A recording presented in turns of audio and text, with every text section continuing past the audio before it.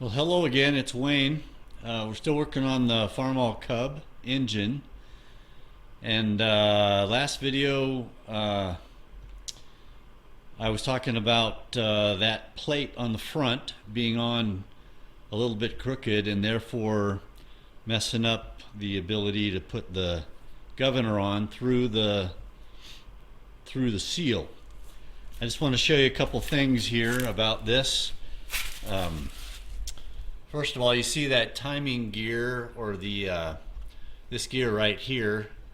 That's actually the idler gear, and it runs the governor, and so you have to fit it in just perfectly into the right teeth in order for the governor to run the magneto, which is on the back side here through this hole over here.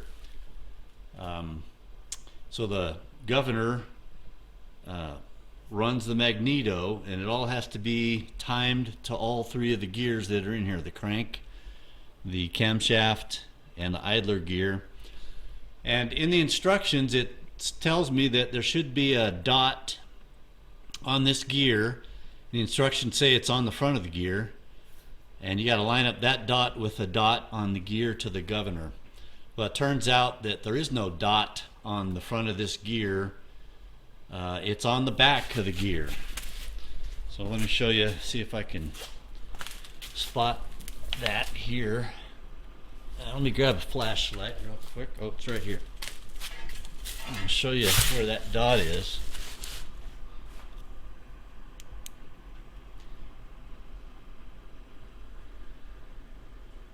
Kind of hard to see, but I've put two chalk marks on there.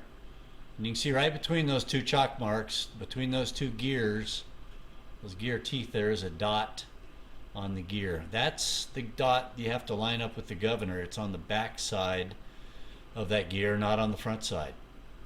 So the idea is to get the governor matched up perfectly. And then when you put the magneto on, you got to get it matched up with the governor. I think there's only one way that goes on. So that's what we're going to try to do today. Now that we got that front plate straightened out, we're going to put the governor, well, first we got to put the seal in this hole right here, and we're going to do that. I'm going to set up the camera on the tripod so I can put that in.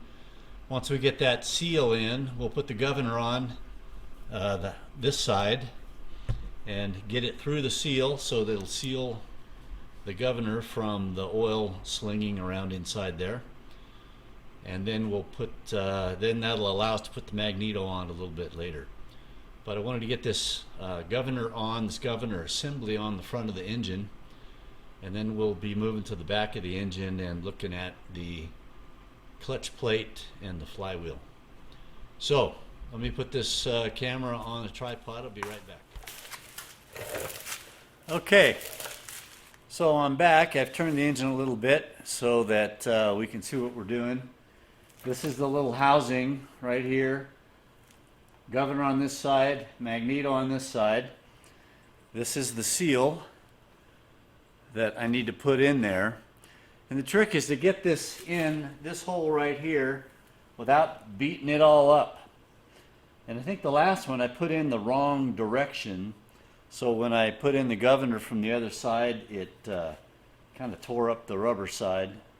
Plus, I don't think I had this surface lined up right, and I think I now have that. So I'm going to put this seal in. You can see there's two sides.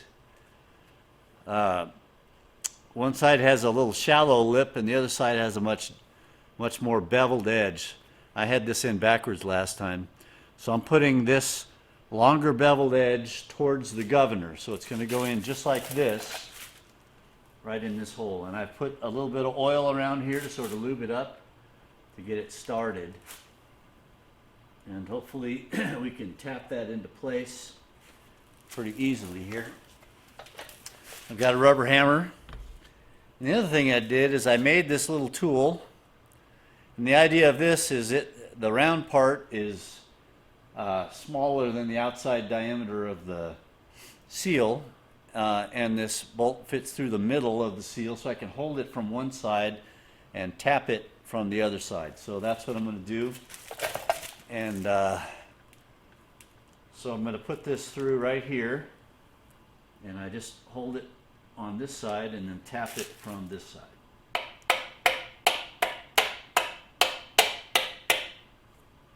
In fact, I think what I'm going to do, before I start using this, I'm going to get this thing flush by just tapping around the outside of it and getting it started into this hole.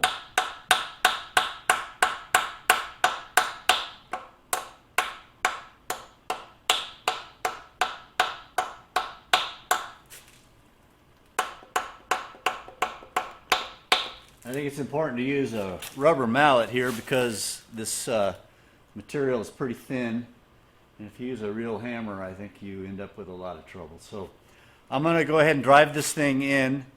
When I get it flush and start using the tool, I'll turn the camera back on. You can see how that works. But let me get after it here. I won't take up your time. Well, welcome back. As you can see, I'm about to put the governor on, and you can see right here this seal. The governor fits on this side, the magneto on this side. That just keeps oil from getting leaking out of the engine through the magneto connection right there. So one thing I wanted to mention is about 2 weeks ago, I was pounding this seal in with a round piece of wood, and I smashed my finger with a hammer, my thumb. So I've been out of commission for a couple of weeks just letting that heal. It split my thumb on one side and gave me a big blood blister and a big bruise on the other side.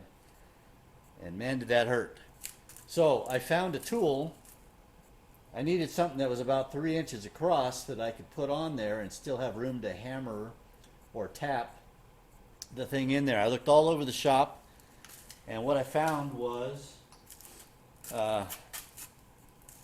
this piece right here. And this just happens to be 3 inches across, across this way. And this is off of a T model, my 1926 T model Roadster pickup truck. This was the old fan pulley, and it's a worn out bearing inside there, so I replaced it. But it just happens to fit perfectly in here. So I was able to then hold it in there without hurting myself and tap this piece here and tap that seal into there without destroying it. I really thought I was going to have to buy my third seal. I wrecked the first one, but I got the second one in there, and I think it's in good shape. I've measured it. It's supposed to be 23-30 seconds right in here between there and the outside of this flange, and that's to make room for the magneto, which goes right in there. Let me show you that.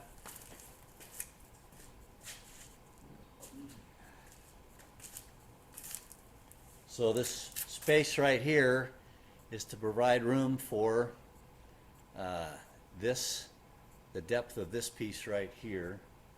And again, this hooks onto the governor right here.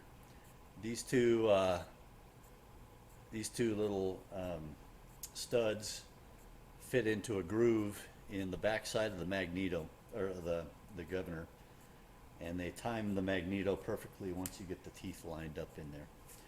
Okay, so we're in good shape there. We got the seal in, and now I'm going to put the governor on. And the only trick to this is getting the teeth lined up. So let me move the camera to the other side. I'll show you how that works. And it'll be right. Okay, so you can see here the teeth on the this is the idler gear that's right in here. And I found out that there's a dimple on the back side of this gear, not on the front side, and you can't hardly see it with the seal in there because it's right in between these two teeth, and I've marked those teeth with chalk. So there is no dimple on the front side, even though my instructions say there is. So that made it kind of difficult and a little frightening once I put this all together and then had trouble locating the dimple. But it's on the other side, so you mark chalk, and then the governor has, let me just adjust my light here.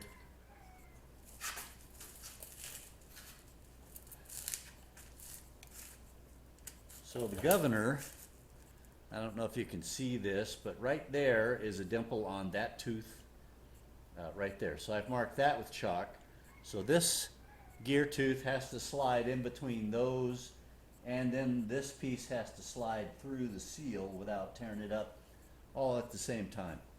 So that's the process I'm gonna go through. I'm gonna lube up the seal and this a little bit just so that it slides nicer onto the seal, and then I'm gonna make sure that this tooth with the dimple is lined up, and that should take care of getting all the timing correct from the camshaft on that side, the crankshaft, this pulley, and the governor. And from the governor, then we'll get the magneto lined up. So that's the process from here on. So I'm going to try to slide this in here right now and see how this goes. So I got to get the gear lined up. It's just real hard to see. Plus I got to get this part lined up as well. That goes across here. Okay. So I'm going to get the gear. There's the chalked gear, and I'm going to get it lined up with the right teeth.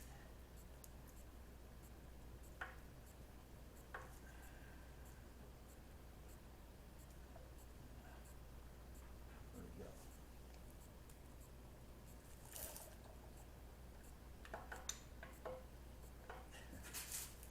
Everything disappears and you just can't see. All right. Well, let me do a little more work here to make sure I get this lined up right. Okay. So I got the governor on, and took me a few minutes to I just wanted to make sure that those gears were meshed exactly right, because it's very important and it affects your timing. And so I got it exactly how it needs to be, so I feel good about that. And so now I'm just trying to get the governor squared away, get the bolts in here. I'm going to go ahead and put the governor on now, because I'm going to paint the engine all together. So I degreased everything, and I'll use some cleaning wipes of some sort before I paint to make sure the paint sticks real well, and any further degreasing I'll get that done as well. Alright, so that's the governor, and it attaches over here too. We'll start those bolts. And man, the smashing my thumb kind of set me back for a week or two just to get myself back in order. So now I'll be moving forward. We've already done the valves, the pistons, the rings, the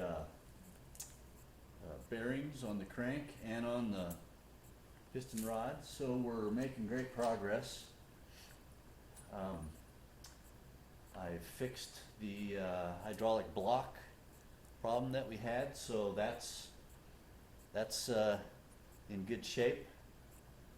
So I think the next step here will be, I like to leave the head off for a little while, but I'm afraid of all this getting dusty and drying out, and we got new rings in there and stuff, so I want to lube that up real good before I put the head on. So I need to think about when the head goes on, and then I also need to put the oil pan on, the bottom with the oil sump collector, the oil collector, the oil filter, and then I need to take this engine off the engine stand at some point and put the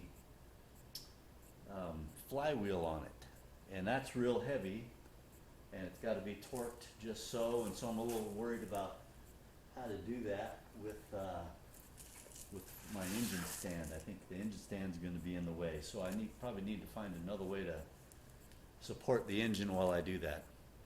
Anyway, that's where we're headed next. I'd like to get the engine on the tractor and then degrease the whole core one more time.